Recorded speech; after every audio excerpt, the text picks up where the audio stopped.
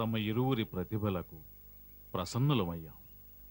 తమరిరువురు సమస్త 14 విద్యలను 64 కళల యొక్క జ్ఞానాన్ని కేవలం 64 దినాల్లో మా నుంచి నేర్చుకున్నారు. ఇటువంటి తీవ్ర గ్రహణ శక్తి సాధారణ మానవుల్లో ఉండజాలదు. తమరిరువురు ఏదో ప్రత్యేక వర్గానికి చెందినవారు.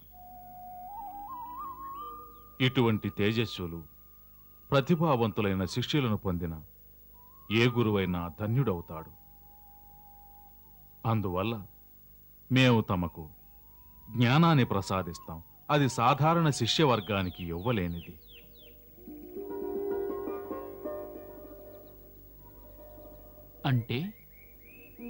అంటే ఇప్పుడు మేము కొన్ని గూఢ విద్యలు నేర్పిస్తాం. కొన్ని అసుర విద్యలున్నాయి. వాటి బలం వల్ల అసురులు అప్పుడప్పుడు దేవతల్నే ఓడించేవారు. అలాగే కొన్ని దైవ విద్యలున్నాయి.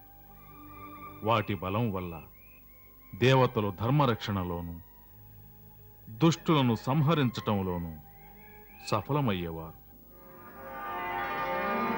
కొన్ని దివ్యాస్త్రాలను మేము తమకు ప్రసాదిస్తాం. వాటి ఆవాహనము, చలనము, వాటి సంధానము గుప్త మంత్రశక్తి వల్లనే సాధ్యమవుతుంది. ఎందుకో మిమ్మల్ని చూస్తుంటే మాకు నమ్మకం కలుగుతోంది. తమరిరువురు లోక కళ్యాణం కోసమే ఈ శక్తులను ప్రయోగిస్తారని. అందుచేతనే మేము ఈ శక్తులను తమకు అవశ్యం ప్రదానం చేస్తున్నాం.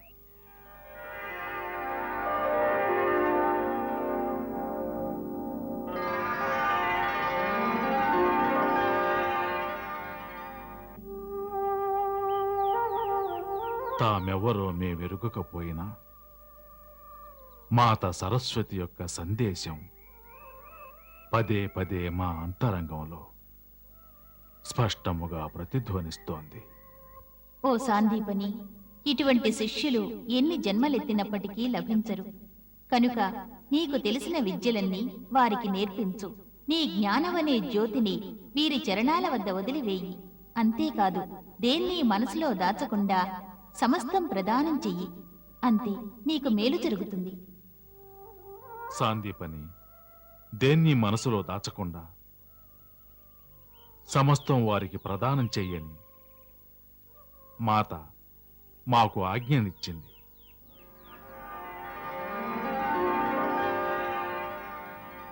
అందుచేత మేము తమకు గుప్తములలో గుప్తము మరియు దివ్యములలో దివ్యమైన కళలు ప్రదానం చేస్తున్నాం.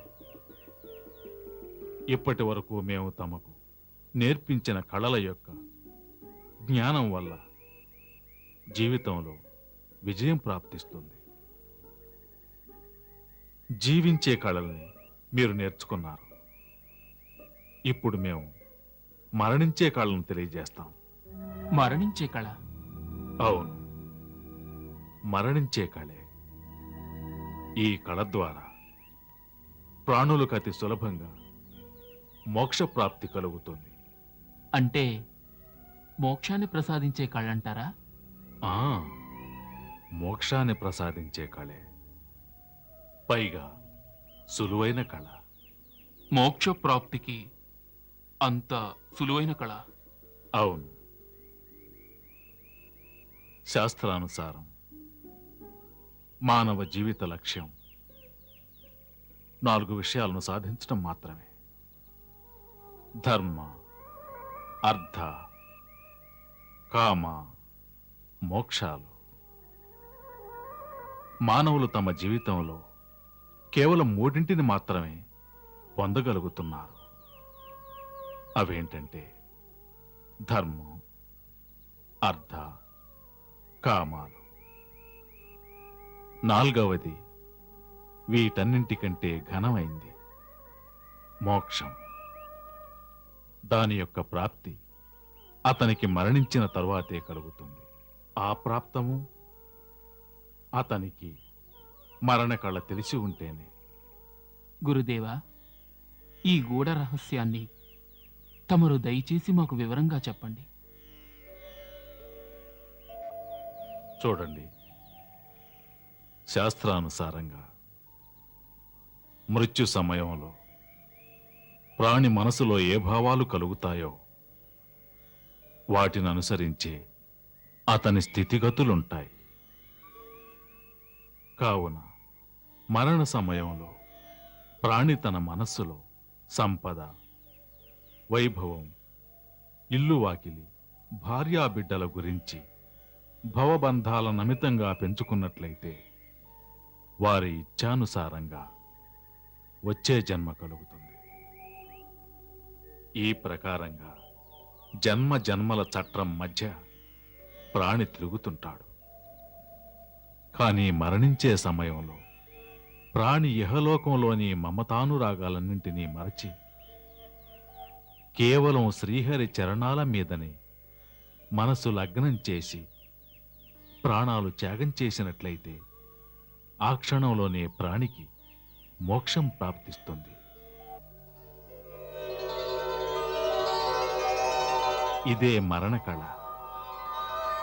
ఈ మహోన్నత కళ వల్ల మోక్షప్రాప్తి సులువు అవుతుంది. గురుదేవా, తమరి కళ గురించి ఎంతో సులువైందని చెప్పారు. కానీ అంత సులువైనది కాదు. ఏ ప్రాణి యొక్క మనస్సు మిక్కిలి అహంకారపూరితమై జీవితమంతా ఇహలోకపు విషయాల మీదే లగ్నమై ఉంటుందో అట్టివాడికి మరణ సమయాన ఉన్నట్టుండి శ్రీహరి ఎలా గుర్తుకొస్తాడు? అది మహా దుస్సాధ్యం. ఆ మాట నిజమే. జీవితకాలం అంతా ప్రాణికి కేవలం ప్రాపంచిక విషయాల మీదే ధ్యాస ఉంటే అతనికి అంతిమ సమయంలో శ్రీహరి చరణ ధ్యాస ఎప్పటికీ కలగదు. అందుచేత మొదటి నుంచి మానవులు జీవితాంతం తమ దినచర్యలో భాగంగా ప్రతినిత్యం కొంతకాలాన్ని ప్రాపంచిక విషయాలను విస్మరించి శ్రీహరి సేవకు వినియోగించాలి. అతని చరణాలనే ధ్యానించాలి. అతని లీలలనే గానం చెయ్యాలి. ఏదో రూపంలో భగవంతుడు తన భక్తులను రక్షించడానికి, దుష్టులను శిక్షించడానికి పలుమార్లు పృథ్వీపై అవతరిస్తూ ఉంటాడు. ఒకసారి నరసింహ అవతారంలో, ఇంకొకసారి కూర్మావతారంలో, మరొకసారి వరాహ అవతారంలో. అతని యొక్క గాథలను నిత్యం వింటూ ఉంటే మానవుని మూర్ఖత్వం తగ్గి నమ్మకాలు కూడా స్థిరం అవుతాయి. ఆ మానవుని హృదయంలో స్వయంగా భక్తి యొక్క ధారలు వర్షిస్తాయి. ఆ భక్తి చివరి సమయంలో అతనికి సహకరిస్తుంది. గురుదేవా,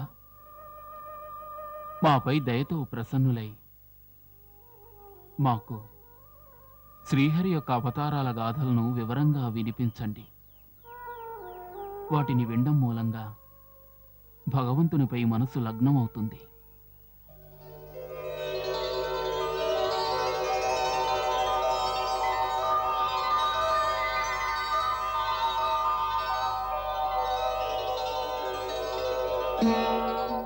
మేము నీ ప్రార్థనకు ప్రసన్నులమయ్యాం.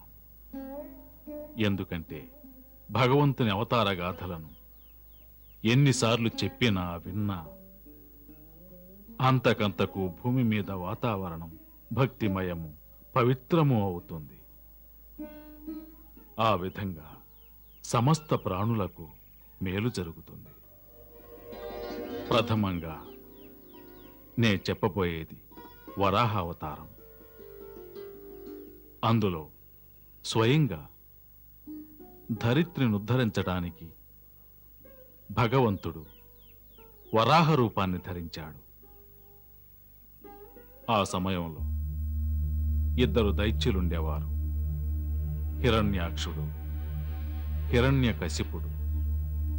సమస్త లోకములను కల్లోలపరిచేవాళ్ళు.